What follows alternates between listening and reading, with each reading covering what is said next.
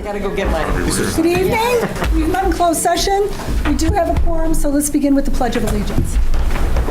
I pledge allegiance To the flag of the United States of America and to the republic for which it stands, one nation, under God, indivisible, with liberty and justice for all. Thank you. 7:30 on the dot. Okay, we're going to start. I gotta find that.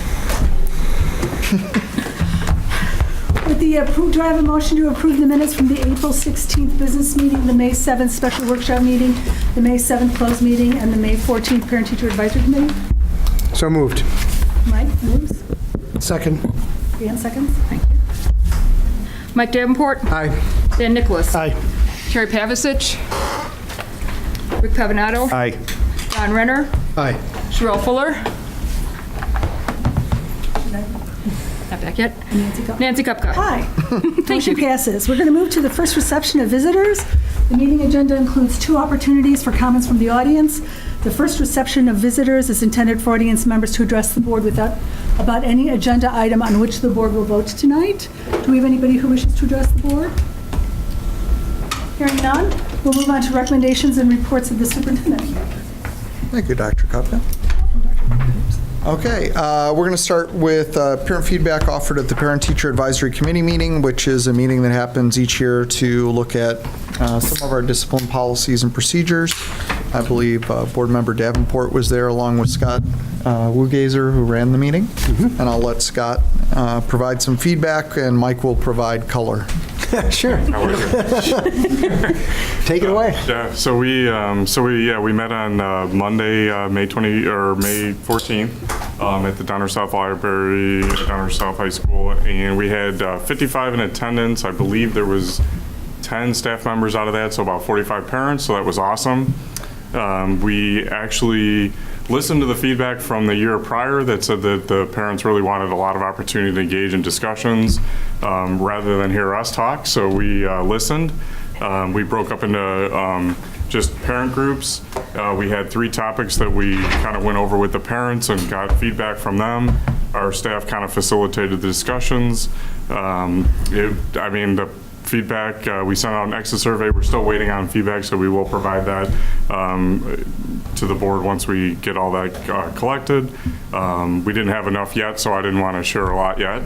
That way we can talk about it one more time. But I mean, overall, it was a great event. We appreciate all the parents for being there, and Mike was there, and he can throw in the color commentary. Yeah, I chastised, so I stood up and said, hey, it was the parent, what was the official name of it? Parent-Teacher Advisory Commission, right? Yep. And I pointed out that it was not the Mother-Teacher Advisory Commission, because there were how many people there? 50 people and 2 fathers, something like that? It was all mothers and no fathers. So I say, get the guys here. Tell your husbands, tell the dads, they need to come. So, but it was well attended. Yeah, it was great.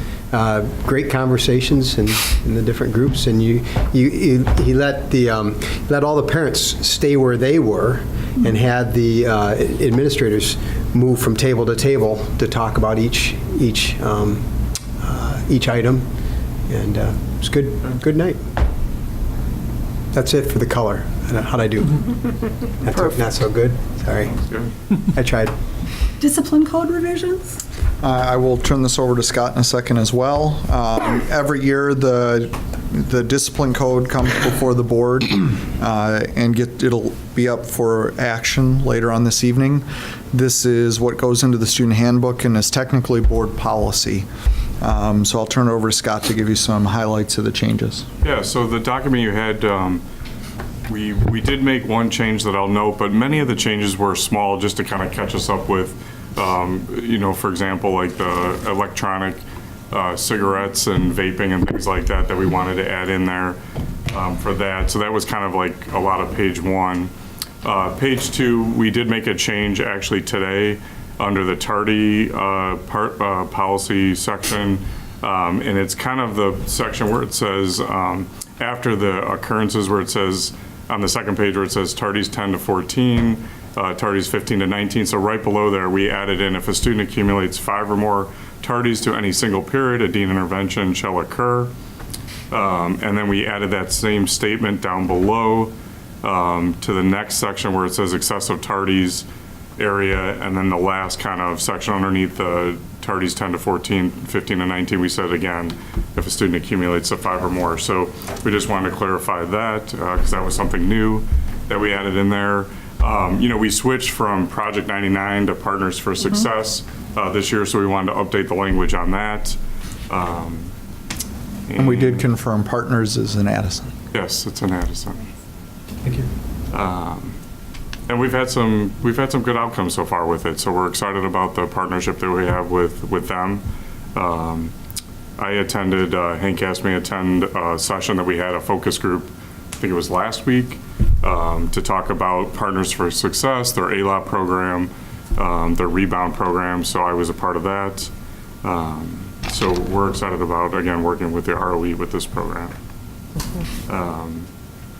And then, yeah, again, they're kind of just the other, probably still minor, but the under the B11, which is the last one, code, we added some language in there about when the time frame students to engage in the assessment that we recommend for substance support. So the last or the current handbook has it within 2 months. We've, again, immediate interventions and supports is the most appropriate, so we thought we would shorten the time frame to get students and parents to get them the help they need. So we wanted to put that in there.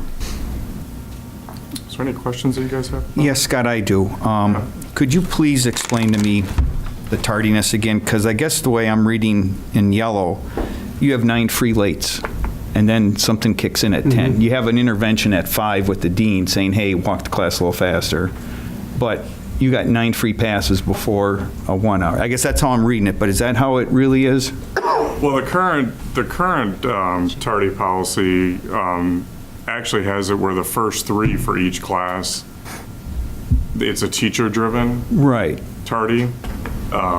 So, I mean, in theory, there's 3 per period, and if a student has 6 classes, there's 18 tardies that a student can accumulate really before it kicks into the deans. So 10 is for all his schedule, Correct. not just With 10 for one the teacher? swipe system, and I don't know if we talked too much. Okay. I think We did at the beginning of the year. That's different. I did The not. swipe system is a new system that we implemented this year where the students actually, it's called Swipe K-12, and they literally swipe their IDs, and then it records in that system how many tardies they have. And so that system is kind of helping to support the number of tardy students has, and that's why we wanted to do this to reflect what our practice is going to be with that.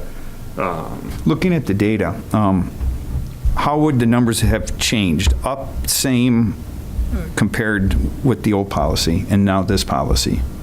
You mean the overall tardies? Yeah, the overall. You know what, we're gonna, I know Kelly and I think Karen ran some of that data. I'll be honest with you, I don't remember exactly where we're at. I mean, if Janice has maybe we were gonna look at it at the end of the year to really kind of focus in on, how did it work and things like that. It's difficult to compare it to last year because we weren't accounting for it the same way, and teachers were giving detentions themselves and not necessarily reporting it through the system, so you can't really compare it We've to done last year. individually then. But what we've noticed is that it's been decreasing over the course of the year. So as students are getting their consequences, we're seeing a decrease in tardies. And then what's the difference between a cut and a tardy? When does the time limit change? Well, an unexcused, I mean, if a student minutes. doesn't. Oh, you mean like a It's like, if you timeframe? come to my class, 10 minutes late's a cut, not a That's what tardy. it says here, tardy Is it 10 definition, minutes? 10 minutes or less is tardy. Yeah, but when does it come at 15? It's a cut. That's Then it's a considered cut. an unexcused absence. That's, then. yeah. And we could, we'll be able to provide more details about tardiness on that, because that's something that we are going to look at with the new system. There's obviously a big push that, anytime for unexcused absences and tardies, you're losing instruction time. So we're obviously focused on that too, to how do we build interventions and use our system to help all of us to help students be in class, so. Thanks, Scott, because I guess I thought it was 10 for each class, not 10 overall. So you No, could this is technically like- get 8 the first day, Sure. if you were. Yeah, you could. Okay. So, because they really swipe in after every period Yeah. if they're tardy. so this is the first I've seen the Omega. And it's the headline on the front page, always absent students confused over tardy consequence consistencies. So I don't have, I haven't read it yet. I just got it, so I haven't been able to read through it. But So some of the confusion just ranged, it resulted from the change in the system. And so there were bugs that needed to be worked out over the course of the system, and as we got it figured out, the consequences were more severe. And so my kids were like, well, I didn't get a detention before. And as we caught up and figured things out, they did. so I know this became much more, they became much more interested in this as it related to the walkout, right? And students coming, even the night when we had 25, 30 students come to our board meeting, some of the students talking about how they felt that there was some inconsistency in how the detentions were given or weren't given for previous unexcused. And also remember, not every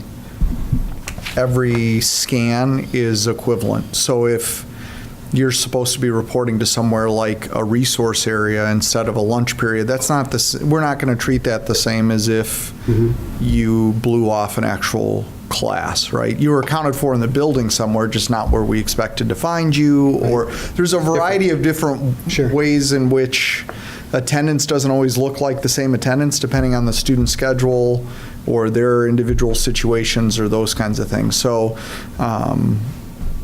it depends on the individual student. So as we take this policy and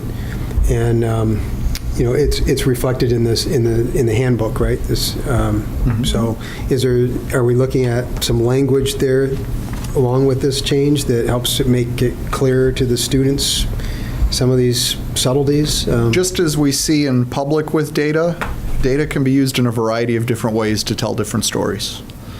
And I think you can select ways to look at things in different ways than they're actually intended to be, and sometimes our students are effective at that as well. Okay. Well, we also, at the beginning of the year, the deans meet with all the classes, so they explain the differences between the tardies, unexcused. Obviously, with our swipe system, it's our second year of that. We did learn something with the swipe system that we're excited about. You can program it differently than the tardies and unexcused.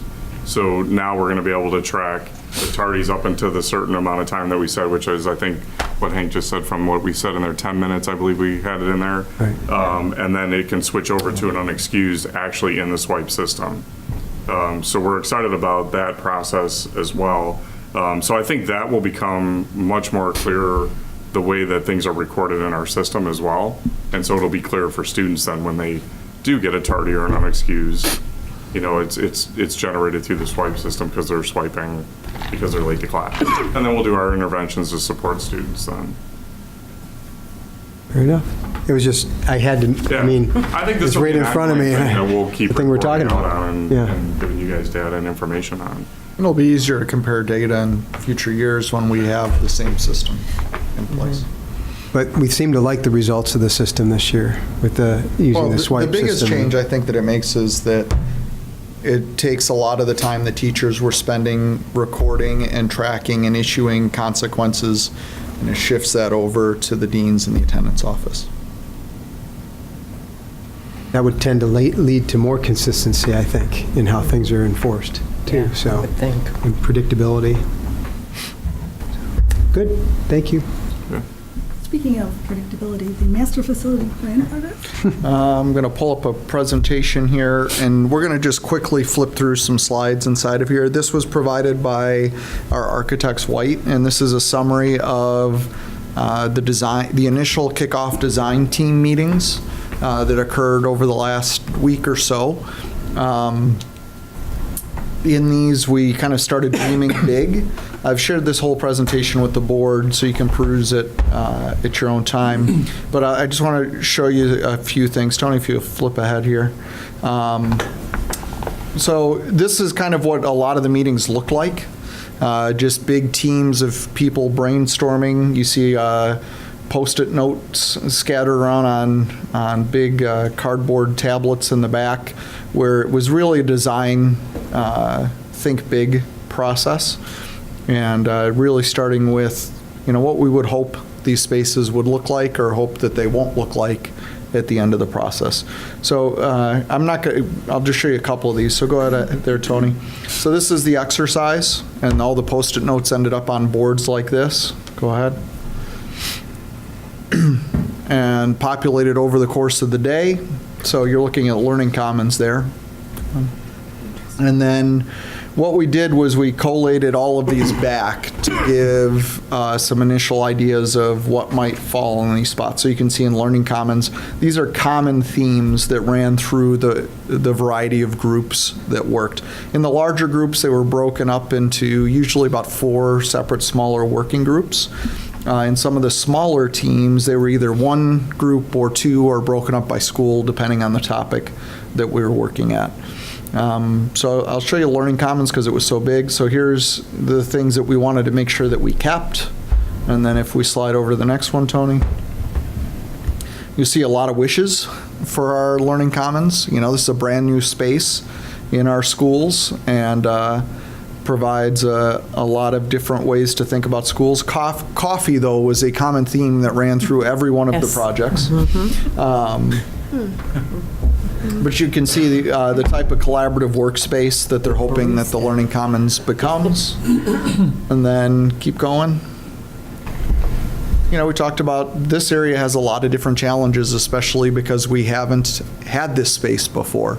So what does it do to our culture? What kind of rules do we have? What kind of expectations?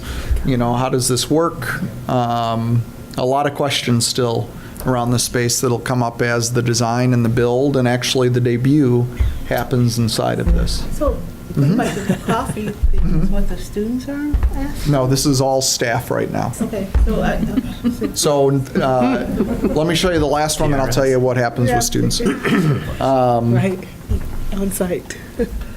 And then, the idea of fears comes into this. So what we're doing with all of these things is we're collating all of these ideas together, and the architects are trying to get an idea about what each one of these spaces might look, feel like, what we're hoping will become in these spaces. What we're going to do this week, on Wednesday and Thursday of this week, is we're meeting with student groups for them to look at what the adults put together as what they thought these spaces would be, and then they can provide us feedback as to whether we're on the right track or not from the student perspective. So coffee might become Monster Energy drink, but we'll see how that goes. Although Starbucks has a pretty well-worn path to it over at North High. So you'll see if you go through this presentation, a whole bunch of them. So Tony, if you just quick flip through some of these, modern learning environments, you'll see very similar presentations here through this. Safety and security is a little bit different. If you'll pause here, Tony. This group has a dual role. They're going to look at some of our key accessibility challenges that we already know about across the district and talk about how to fix those. But they also serve in a oversight role. As new designs, new spaces are put together, they're going to just look at it through that double lens of kind of safety, security on one hand and accessibility on the other. Sometimes those things are conflicting against one another, and we'll take a look at new plans as they develop, how we address those two things. If you keep going, Tony. So a lot of things that are listed on here have also come out of our safety committee meetings this year, have been offered up by parents and students as things that we should do. And some of these are already things that we know through past audits of our buildings that we need to take care of and are already part of the master facility plan. Continuing. So science and STEM is another one. This one really starts at North, but we did involve some South staff as well, knowing that we want to make sure that we don't get too inequitable across both schools, so that if we end up in a position where we can tap into some of these ideas and inside of an existing area in South, we could take advantage of them. Culinary arts, oh boy, that's a great shot of me. Yeah, who's that guy? So this one really curricular focus, but it's a little different in a field because our culinary arts labs are so dated that a lot of conversation about what we want to do with our curriculum and how the facilities either support that or prevent that from happening. So a little different conversation in there. Keep going. So a lot of talk in here about how that space works, because you really have 3 kind of spaces happening in one space. You have, well, maybe even 4. You have food prep and storage. You have classroom instructional space. You have lab prep space. But you also have 2 different types of kitchens that you're preparing students for. The traditional like home type kitchen, you're also preparing them for a world of work where there's a more of a commercial or industrial feel. So trying to get all of those things into the space we have allocated is going to be a challenge. Continuing. Visual arts is really our ceramics, jewelry, those kinds of programs. Both of those need to be updated. A lot of the same conversations actually that we heard in science, things like ventilation and safety and those kinds of things that we'd like to have added. Storage is a common thing that came through all of the groups and really came out in this. But also the idea of same kinds of conversations we're having with the commons with natural light and ability to move around and the, visibility and the ability to see what's going on. Continuing. North Gym, this is one of those, single north projects, like the auditorium over at South. So a lot of talk about what kinds of things north is missing in that space that might already exist over at South, and some of the historical lead up that's led up to this, like differences in field house construction on both sides of town and those kinds of things. So understanding kind of the needs and use and history of North High and the facilities was a lot of this conversation. So big wish list here to go into this space. A lot of people use this space. Continuing. So this one goes on to 2 pages. 3 pages. All right. South Auditorium is the unique project over at South for their auditorium. So another, a lot of creative people in the room with big ideas. And so when you say don't hold back and give us every wish, there's a lot of good wishes here. And they've been held back by that space for a very long time. So it was nice to see those folks be able to dream big as to what they would like to do inside of that space. One of the things we've asked as part of this is, so far we've talked about this being a demolition of the current auditorium and then rebuilding in that space. One of the things we've asked the architects to do is to tell us, would it be cheaper to remodel that space into something else at South High, whether it be part of the Commons or part of the administrative wing or something like that, and then expanding the auditorium onto just outside into non-existing structural space, if that's so much less expensive that we could actually do more in the project. We'll see what they come back with that. Continuing, Tony. North Loading Dock, I know this isn't really exciting in a lot of folks' worlds, but it's very functional and something that we need to account for. And this is part of our safety, making sure that the trucks and the large things pulling into our campus aren't around students.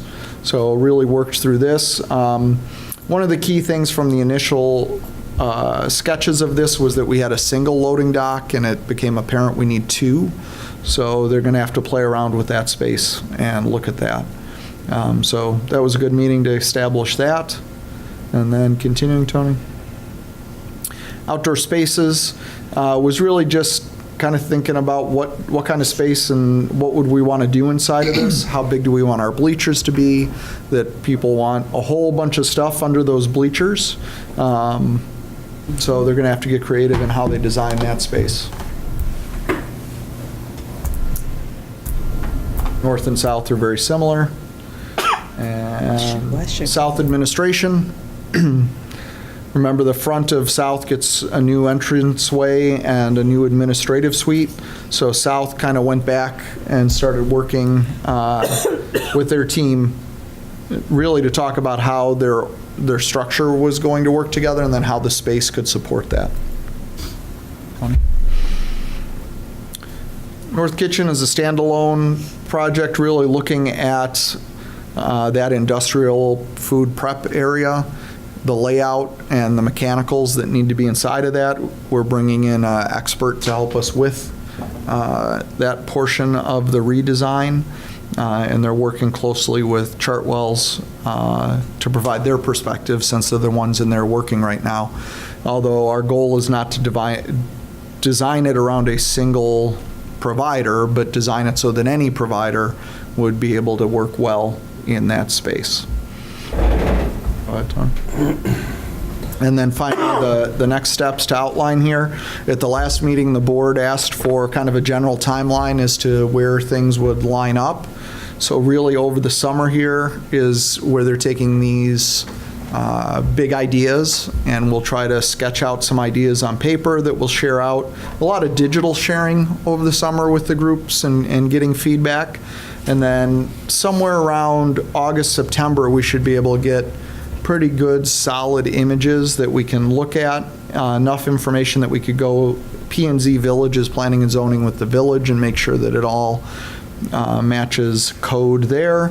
And then somewhere around October is when we'll have a final review, and we'll be able to bring a comprehensive presentation to the board as to where we're looking in the design phase, which was what the board asked for in our last meeting of what the timing would be for that. Go ahead, Tony. And then here are some key milestones that we know of. So this summer, air conditioning, some security improvements, then design phase over the next year. We'll take on some more security next summer, and then whatever the first phase is that comes out of this design phase. Remember, we have to figure staging and all of those kinds of things over this year. And then after that year, we head into just a marathon until it's all done. And that's kind of the overview. So that's what came out of the last kind of week to 10 days of what we've been working on. Any questions? I guess we'll just watch it unfold. It will. Recommended calendar, 2019 to 20. The recommended calendar for, this isn't for next year, it's for the year following. You've already approved the one for next year. Looks very similar. It's actually modeled almost exactly off of this year's calendar. We met with the calendar committee to go through this, following the kind of the ideals we made for building our calendar the year before. We did do a calendar survey of students, families, and staff this year.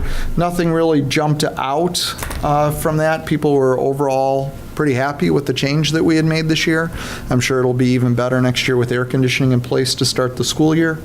The only thing that we're going to have to spend next year looking at is what we do with graduations moving forward. Overall feedback trended slightly negative towards having it on Memorial Day weekend.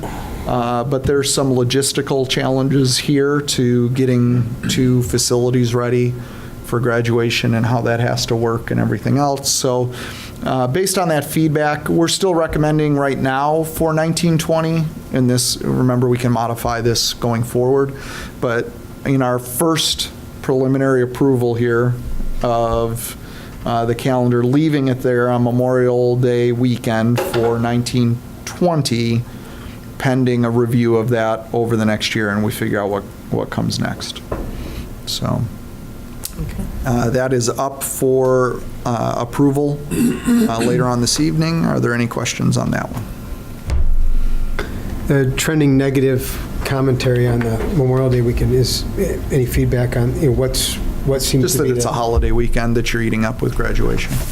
But that does float, and eventually it'll be like up in the early 20s, and that'll be the weekend before finals. It could, but, do we build So we're just in that window where it's Right. down affecting a little. Yeah, it is right now, but the question is, do we plan around it in the future so it doesn't? Yeah, that isn't on our priority list in the calendar committee to avoid that as we build our calendar, and it could be, but we need to figure out some more things about how graduation might work. So we're going to just kind of look at it, see how it falls during the year, and all the factors that go into it, and determine if we make it a priority to avoid that in how we schedule. How have spring sports been impacted by the earlier end of the year and the amount of rain we've had this spring? Well, the rain Oh, the rain is killing it. Have some teams lost a lot of their seasons because Well, of the IHSA calendar didn't change with our calendar changing. The only thing that's really that I've noticed in the last week is that we've had a lot of successful teams this year. So we have a lot of kids advancing further into seasons, and that with our seniors running up to graduation, prom, those kinds of things. Are they competing beyond graduation too? I mean, in some of these sports? Yeah. Which they did before also. Not to this extent. No, No, but they did. Right. Although we were competing before school started, so there's less of that. Right. Yeah. So it's a shift. Right. Anything else on the calendar? Treasurer's services? The rain has been the big. All right. Treasure Services, turning this one over to Mark. I've got a few in a row here that we'll be covering. So the district treasurer is Eric Wagner. He's been with us since 1997. He is a CPA. He basically does a second balance of all of our books every monthly. You'll see his monthly report in the agenda. We send him every transaction that we create, and he rebuilds it on his own. As a kind of his check and balance on us, which is a good thing. Some districts have treasurer in-house. Often it would be the business manager, controller, who would be the treasurer, but we like having that second person, and his fees are very reasonable for the amount of work he does and for the independence we get from that. So he's sent us a 3-year quote. We've been working in 3-year periods of time for him, and so he's suggesting just to keep his fee flat for the first year and then increase it by $20 for each of the next 2 years, which we think is very reasonable. So we're recommending that we reappoint Eric Wagner as treasurer. Questions, comments? That's also up for action later on this evening. And the district auditor services. Right, so I guess I'll just move along here. The district auditors, Miller Cooper and Company, we've used them since 2008. We typically look at and price the market every 5 years or so. We don't have a policy to turn over the accountants or the auditors. It's very helpful to not do that for consistency in our financial statements. As a caution, because of that, they have peer review, which means they have another independent CPA firm come in and review their work papers to make sure, and their standards and their practices to make sure that they are independent. We really, this has been a very easy firm to work with. It's taken a while for us to get into this mode. You notice that CAFR's been getting done earlier and earlier. When you start with a new auditor, you're usually at the end of the list, and so we were having it come out in February, which is really pretty late for it. But in addition to this, the basic audit, they do prepare the related reports for the state and federal governments, and they also they have a 5-year quote, which really tells us they would like to work for us in the next 5 years. We can terminate them at any time. But they're just letting us know, and they're pretty easy, 1.9% increase for this next year. is what they're looking at to start. There is I mentioned the GASB is a governmental accounting standards board, and right now our pension footnote is 14 pages long. It's going to get longer, and there's 5 pages for other post-employment benefits in our financial statement. That's going to get much longer. So there's some really big changes that are going to hit us with this government accounting standards board. I generally don't agree with GASB a lot. They're formed mostly in New York, and they try and use this one-size-fits-all for the entire country. They don't recognize the issues that we have in Illinois with so many different small units, small districts. It's killing them to have to keep up with GASB, and you put 30 pages of footnotes on a couple of topics. They've just killed it. But luckily we can, and you'll notice that for next year there's an $800 one-time fee. We're getting through the next layer of this GASB 75 other post-employment benefit footnote. So that's what they'll be working on for this next year. So we recommend that you keep Miller Cooper at least for next year, and then actually we'd like to keep them for another 5-year pattern here unless something comes up that would cause us to not want to use them. All right, that too is up for action later on this evening. Recommendation of the resolution providing for the issue of $9 million in bonds, general obligation school bonds. And that's me again. So this is what we'll help do with all those wish list items here. We're going to get a start. During the information campaign or information layer of the referendum, we've been very clear that we're going to start out with probably a $9 million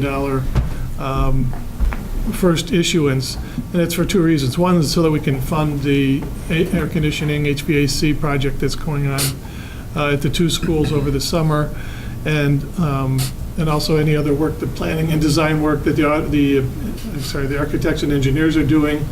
But we capped it at $9 million because we wanted to issue this a special way by contacting local banks and local other investors, primarily township treasurers, to see if we could get a lower rate. And if you keep your entire issuance over the course of 1 calendar year below $10 million, you can get a special bank qualified designation for that issuance, which gives banks in particular tax credits. And so they're able to give us a lower interest rate. And if you had a chance to look at this, you can see the lowest was a West Suburban Bank at 2.654. A little surprised that some of the banks came out so high. MB Financial was kind of high. We found out today that they're being bought by Fifth Third. Wow. Much larger banks. So maybe that kept them from getting obligated on something, because normally I would have expected them to be in the lower half at least. And so we're pretty happy with this. The comparison that you see there is actually what's called the all-in true interest cost. That includes not just the interest rate for the bonds on a weighted average calculation, but also includes issuance costs. And issuing it this way, just by going directly to prospective bidders, we don't have to have a Standards & Poor review and get a specific rating for the issue. We don't have to do what's called a preliminary official statement or an official statement, which are really heavy documents that we have to prepare. And so we would probably have gotten a lower rate if we had done that, because direct rated bonds are typically going to get a lower interest rate, but the cost of getting that wouldn't have paid for it. And in fact, it would have been about half to a full % more if we had gone that way for this small issuance. So we're saving somewhere in the area of $90,000 a year for our taxpayers by doing it this one way. Now, when we get to next year and the next following years, we're going to be doing bigger chunks. We're going to be over $10 million each year, probably in the $40 million range is our guess. Right now, it could change, but it's definitely going to be more than $10 million. So we will go for a rating next year with either Moody's and Standards & Poor, and go that way, because the interest savings will be spread over a much larger number, and it'll pay for the additional fees that they charge. So about $55,000 is just under $55,000 is what the legal and issuance cost and the surety bond cost, or for this small Right. issue, it would have been over $100,000 if we had gone the other way. Well over $100,000 to go that way to get the full Good Standard savings. 4 rating. Savings we have. Yeah, good savings. So we're recommending we issue it. This is really a great rate. It's less than what we had projected. We moved because it came in nice and low, we actually moved up some of the principal to pay it off a little bit sooner, which will help us when we do issue bonds later on. We'll have more room in there. The cost for this, if the assessed valuation were to stay the same, is $65.24. It's what we were pretty much projecting for it to be for that $300,000 market value house. So we're right on the money with it. We're actually a little bit ahead, but it's early. And interest rates, I mean, they went up last week, so right when we were putting the term paper out for them to bid on it.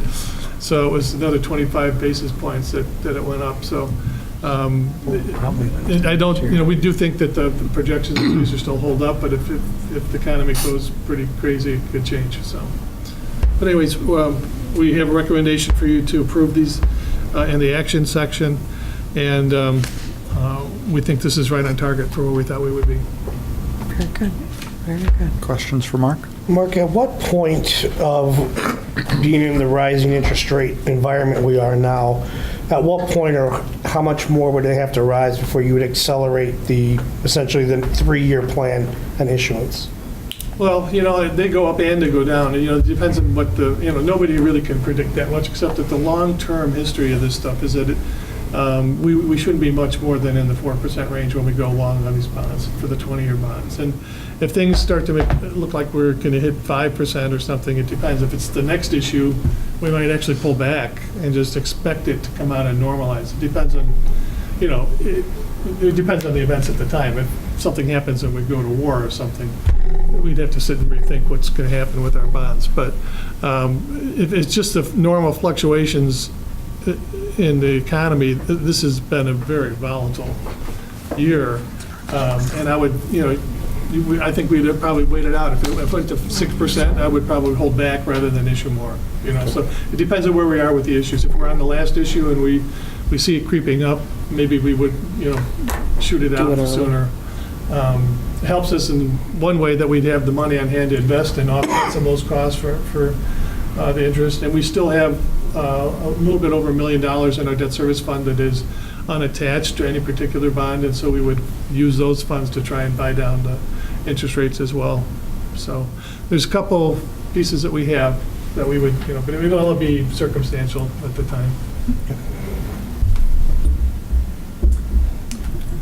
And Mark, the principal amount is still based on data from Jim and ideas of what the RFPs are going to look like for projects for this summer? Well, for this summer, we're pretty well set. It's actually probably a little more than half of this. It's about in the $5 million range is what I'm setting aside for that part of it.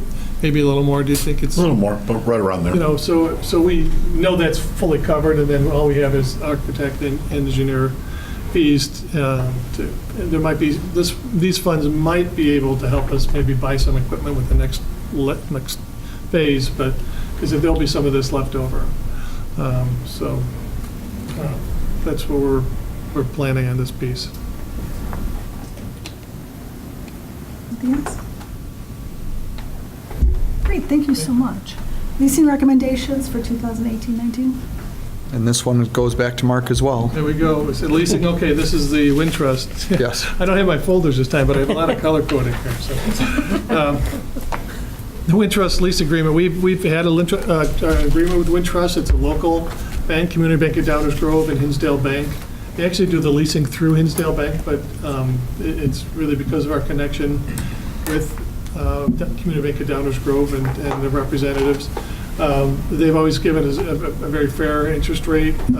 It is a lower cost than if we were to go through a regular leasing company, so we like keeping our money local this way. And so we have 3 projects that we've staged. And remember I said if we exceed $10 million of any bond issuance or debt issuance in the course of a calendar year, we would mess up that bank qualified rating that helped us in that, get us that, help us really in this piece here as well. Between the two, we'll get lower interest rates on both of these because they're bank qualified. So we're going up to, we told them, we don't want to go higher than $900,000. It's the cap that we asked for authority under this. It's really a very streamlined system for us. We do have a master agreement that we have been using for the Chromebooks, and we've agreed to just attach 2 other projects other than Chromebook replacement. We're going to get a new Chromebook to all the incoming freshmen, and probably have to use some additional for spares and some of those that are not holding up. Unfortunately, they haven't found the perfect model yet. We thought we had one last year when we went to a Lenovo model, but our staff of technicians have found it very difficult to work with those and repair those. I think it's because of software that's involved. It's the proprietary software that are on those models that make them very difficult to work with. So they want to go back to the Acer brand and Acer now has come out with a more rugged unit themselves. So we're still hoping that we'll get 4 years out of these. And if we do, at that point, we might be able to just go to 4 years. You keep your machine yourself and if, take care of it and it'll last. Right now, we're having to, into the 4th year, have to pull together units from the first 3 years before that to make up that for the senior class for those kids that their units break. So we don't have a full 4-year model yet, but this one is stronger. And the Lenovo may hold up and give us 4 years, but they're very difficult to work on when they don't. So we're going back to the Acers. So the Chromebooks is the first project. The second project is replacing some high-volume copiers at South Campus. But remember we went to Conica Minolta for most of our machines. These were still under lease. If they weren't going to break the lease, we'd have to pay the lease out and not use the machines. So we decided to keep them until the lease is lapsed. There's still a few more at the South Campus, but we're going to include those under this lease as well. About $87,000 there. And then the last is the internet backbone upgrade. I'm pretty excited about this. We've already started to secure the equipment and going to do it in tandem with the HVAC projects, and actually Jim's recommendations that it would work best to do it then than put it off and do it later. The fiber that they're putting in, we're going to refiber the entire network through all the buildings we have. Rod, he said he's not here. That's why I was telling him. He said it's 10 times faster than what we have right now. And so the bandwidth that we have and the speed should be greatly improved. It involves a series of switches which connects the fiber. And really what the part of this project that we're going to be using this lease for involves those switches. Because the leasing company like to have actual equipment that they can touch, so they said, okay, it was a little tough for them to accept, but this is going to be up in the, catacombs of our building, but they were, and they know us, and we have a good relationship, so they said we could use those switches and lease those. So it's going to be a great project when it's completed, but the total for this lease will be about just under $900,000, and we'll be asking you to just authorize us to sign the master lease agreement and continue it for these 3 items. Well, I remember when we put in that. Yeah. And everybody thought, oh, how fast this is going to be. Now it's ancient. So a question about that. So I've heard anecdotally from students, are we limiting students from using their personal devices right now because of these bandwidth limitations? And this is going to help with that, And also correct? management software on them too as well. I mean, they're not just a Chromebook. We did get that question from some students. How come I can buy a Chromebook and it's about the same price. Why don't I get to keep it? And well, because they aren't lasting, but we also put management software on those, which is another cost. And we're servicing them. Yeah, and we're repairing it as they break.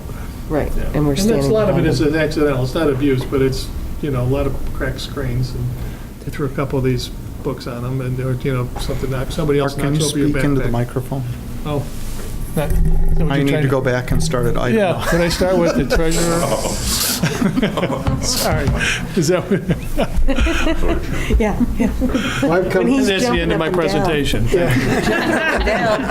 We got every word. No, but to your question, opening up access more to guest or personal devices, Rod wants to get these things in place and then take a look at how our bandwidth is being used, and then hopefully we have the capacity to continue expanding. And because we've been having some issues even with Chromebooks. In certain locations in the building. Yeah, this I've should, heard about that as should well. fix a lot of those issues. And in terms of the Chromebooks and the cost, do you anticipate this leading to any change in the fee that we charge parents for the? No, we actually saw the Chromebooks go down last year with the Lenovo's. Okay, all right, I'll get closer here.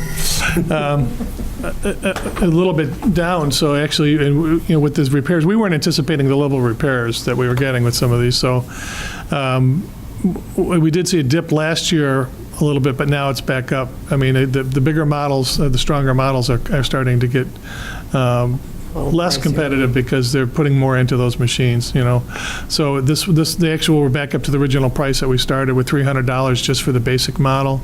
Then something like $25 or $30 for the management software. We're still trying to negotiate that piece, and then a case for it. So So but right now, we're charging families $90 a year right. per unit, right? So we're not anticipating a change to that? No. Not for next year. That's what I was asking, which I think is good news, right? No, right. So- Now, if we can get 4 years out of them, we might be able to do that. We might be able to reduce it because then we know, we can get 4 years out of it. But we're getting about 3.2 years actually out of these machines. Wow, just, Yeah, I know. Just get past the finish line. yeah, We'll Yeah. get there. yeah. I feel like you're running the marathon and then you drop like. Not me, actually, but maybe some people. I'm going to walk the dog around the block. And I noticed that this $900,000 also counts towards that $10 million limit, right. right? You said- That's why we capped it at 900,000, so we wouldn't exceed it. We didn't want to even have a contract that said we had authority over that, even if we didn't use that authority, so we capped it Just at so that 900,000. it was clear. Yeah. Very good. Thank you. Yep, thank you. Any other questions? Well, looky here, under I, we have recognition of outgoing student board members. They can't leave. No, We're not going to let them go. ladies, we have been so pleased with them. I just can't. I tried be happy convincing enough. the teachers to just fail them so they'd have to sit around. but- Oh, yeah. No They've been a takers on little that. too successful. Yeah. Yes, Allow that to happen. yes. You're going to have some big shoes to fill. But we don't have to hand them their diplomas on Friday. That's true. That's great point. They're playing dirty. All summer fun. Thought you had friends here in high places. Through July.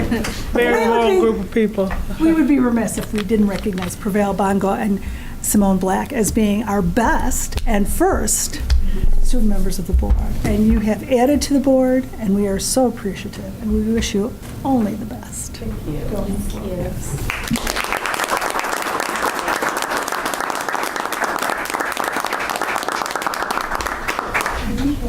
Small remembrance from us. It is not your first year's tuition. Or your second, third, or fourth.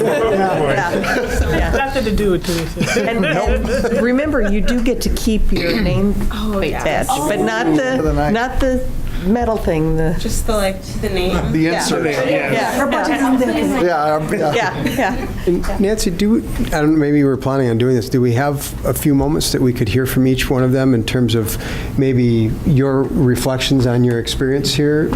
Since you're our first student members ever, kind of maybe things you didn't expect, something you learned, some advice for the people coming in.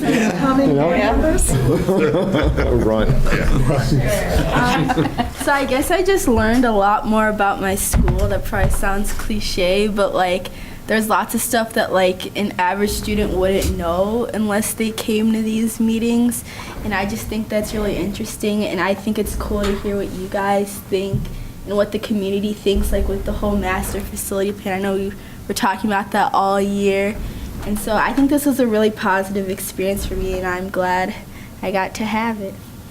Awesome. Thank you. Thank you. Yeah, I was going to say that I learned a lot about, I guess, what it takes to develop a really strong district. Money was like the biggest thing. I'm not a math person. Okay. Yeah, I'm not a math person at all, but I really learned about like the amount of money that it really takes to like build a district.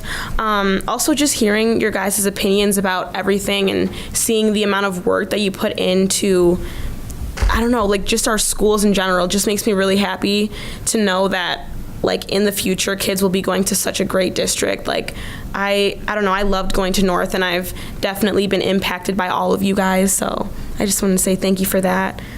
Future tips, I guess before your first board meeting, what I did was just look through the agenda and look through, there's a lot of acronyms you need to know. For sure. There's a lot of acronyms. Oh, man. So I'm still behind the just eight look ball. over those. Ask questions if you can. Make sure that you're prepared with, like, I guess student activities at least like once a month or twice. Other than that, I don't know, I really, really enjoyed it. So, yeah. Great. Thank you. At last meeting, we heard where Simone is going to be attending college, but Prevail, I think you missed that meeting, so Oh, yeah.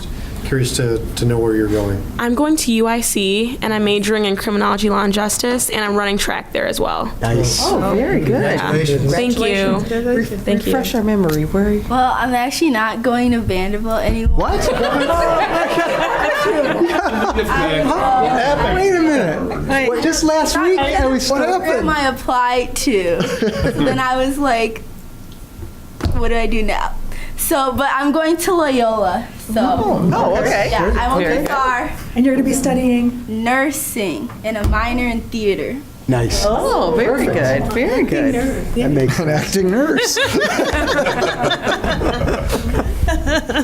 We are so proud of you guys. I can't even put it into words, how much you've added to our meetings and bringing the student perspective. And you've both been involved in different ways in leadership in North and South, and we really appreciate all that you've done.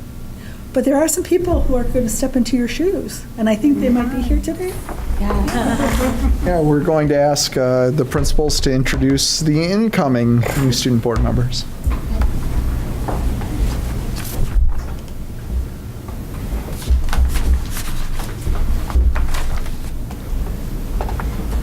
Okay, so we too are going to miss Prevail, very much so. But we are very excited to introduce Eleanor Flynn, and she goes by Ellie. And she's been very involved, so I had to actually write them down so I didn't forget. National Honor Society, Girls Tennis, Government Club, Elite Leader, and so that's our leadership where we go out in the fall and everybody learns how to be a leader every day, and we do the obstacle course and all of that, and she was a leader in that. Positively North Stars, and a PE leader. So that's all during school. And then outside of school, she has been playing field hockey for a very long time. She plays for the club Windy City Field Hockey.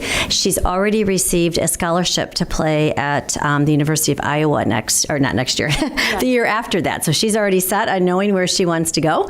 And so that's awesome. And then somehow she still finds time to volunteer with PADS as well. So as Mark Marandola and I were looking at applications, we had 5 applicants this year, and all 5 of them were very well prepared and ready to be part of this. So we were very excited. But we felt that Ellie stood out because of her commitment to serving others and her true passion for wanting to make North better. And one of the things that she said that she learned from her parents was that rather than getting involved in a lot of things and not really showing up, get involved in a few things and really be committed to them. And she wants to be committed to this. And knowing already what college she's going to, she's not trying to build her resume at all. She just really wants to do things that interest her. And we thought she would be a great fit. So we're excited to welcome her for next year. Welcome. Welcome.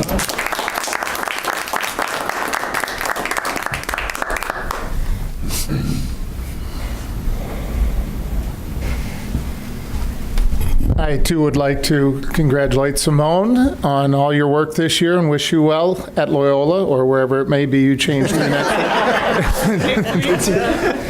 So I would like to introduce Kirk Hoffman. We're excited to have Kirk follow in Simone's footsteps. I wrote down the things that Kirk was involved with that I could think of, but he corrected me because I missed one. So Kirk's in the Politics Club, Math Team, Scholastic Bowl, Earth Action Club, French Club, National Honor Society, Model UN. He's a member of the Student Activities and Athletic Leadership Team. He's in the Wind Ensemble, and I learned tonight he's a math tutor in our Math Resource Center.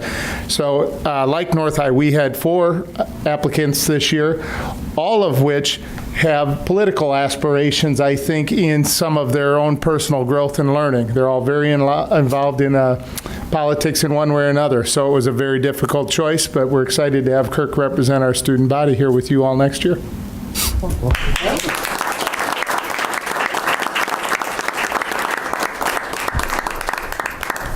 Nice to see a male member join. I would have been a little concerned if it had been. I was thinking that we again. women are outnumbered. We're now, I think. So I was looking at the math up there. But We did not have any male members. Really? Really? See, that's doggone it. To where we were, just. Fair enough. Yes. Fair enough. We had names of a few states.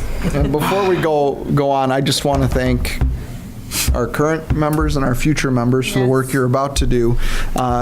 It is nice to have students in the room, and it is nice when board members ask, like, what would a student think of this, that we don't have to go far, right? That it's not a big process to send the principals back, that students have a delegate here in the room to speak on their behalf. And you've done a fine job of that, and looking forward to having you guys join us. Super. I don't know if we can go on. Yes, we have to. Freedom of information requests. Did we have? There were a couple. Yeah, we've been busy. 4, yeah. And we've responded to them all. Yes, they've all been responded to. Next, we need a motion to approve the consent agenda. Which could, No, you wanted me to read it, or? Go right ahead. All right. I'll make a motion for the Board of Education to approve the consent agenda as presented, which includes A, personnel report, appointment certified, transferred certified, appointment classified, leave of absence classified, B, personnel report, resignation certified, resignation classified, retirement classified, C, personnel report, termination classified, D, financial pages, E, approval of district treasurer services, F, approval of treasurer's surety bond, G, approval of direct depositories, H, 2017-2018 school calendar amend to drop emergency days, I, acceptance of donation, District 99 Education Foundation grants, and J, acceptance of donation, Bonafide Express Foundation. that's a mouthful. I second that. Rick Pavanato. Aye. Terry Pavasich. Aye. Don Renner. Aye. Mike Davenport. Aye. Sherelle Fuller. Aye. Dan Nicholas. Aye. And Nancy Kupka. aye, motion Go ahead. Finish. Motion carried. carries.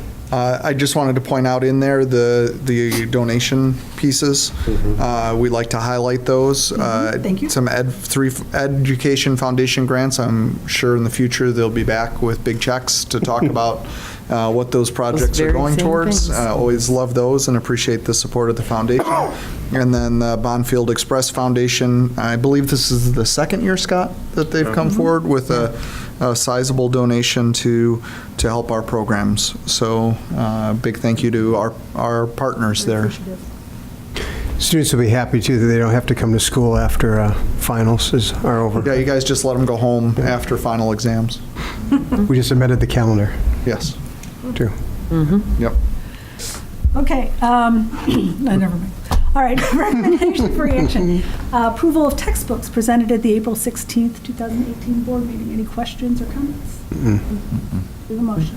I move that we accept the textbooks presented on April 16th and for the 18-19 school year. Second.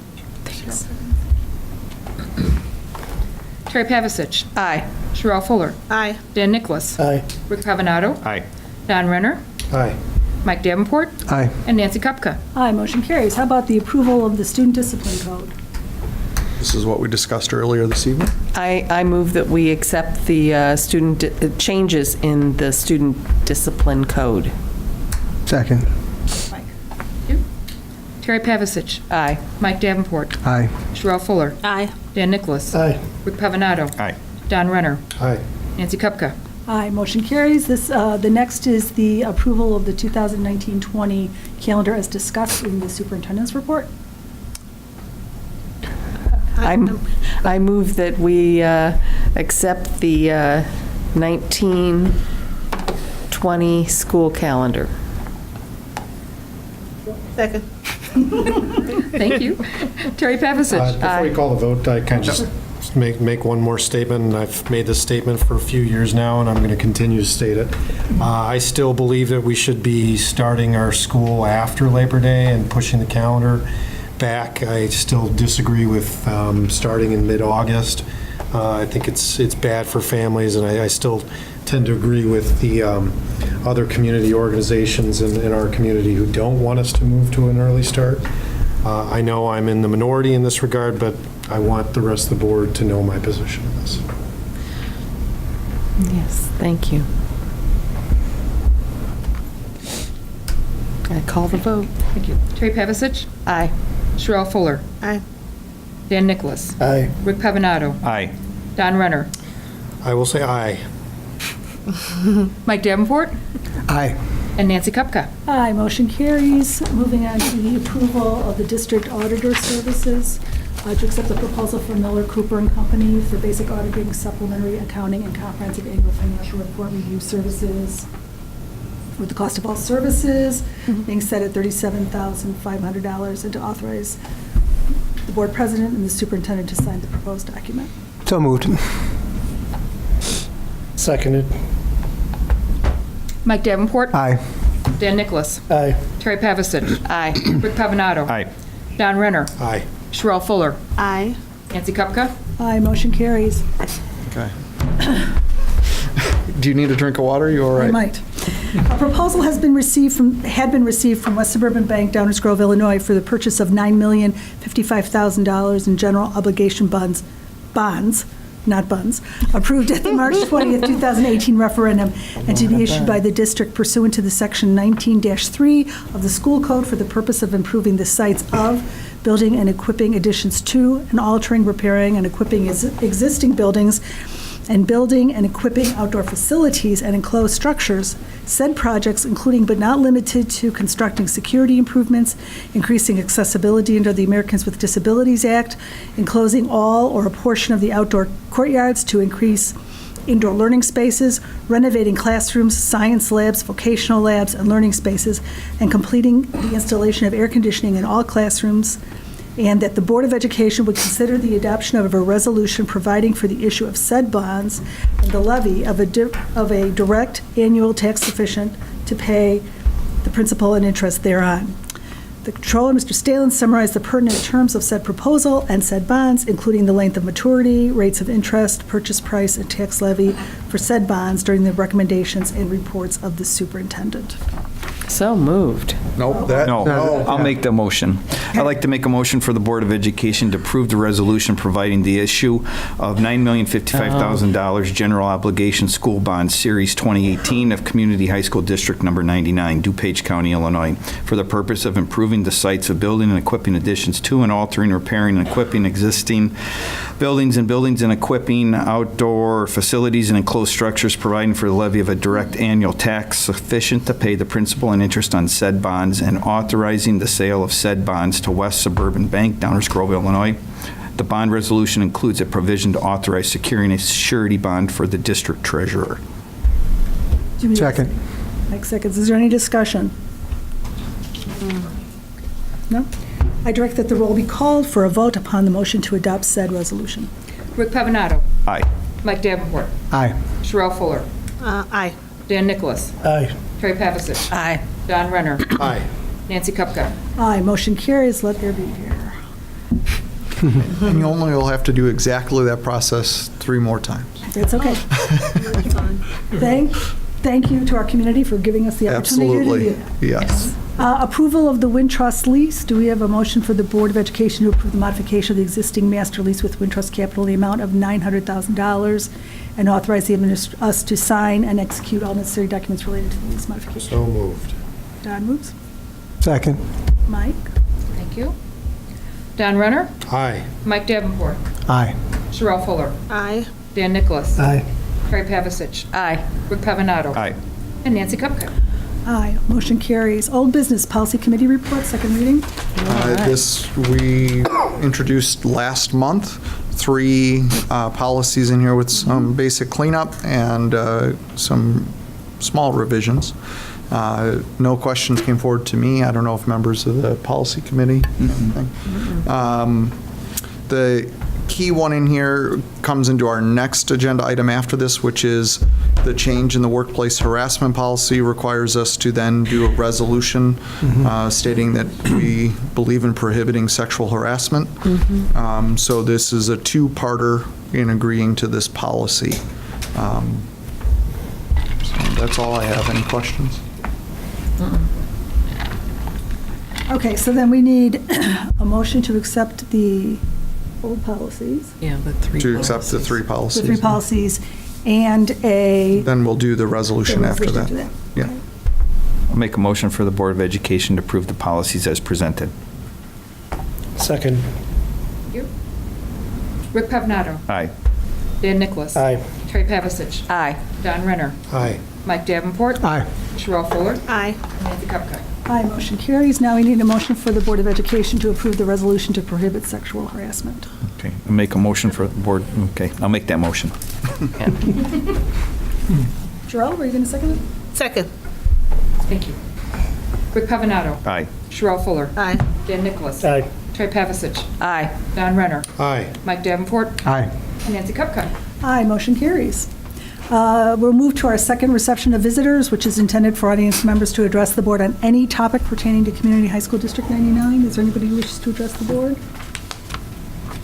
Hearing none, we'll move on to communications and announcements. Report on Legislative Education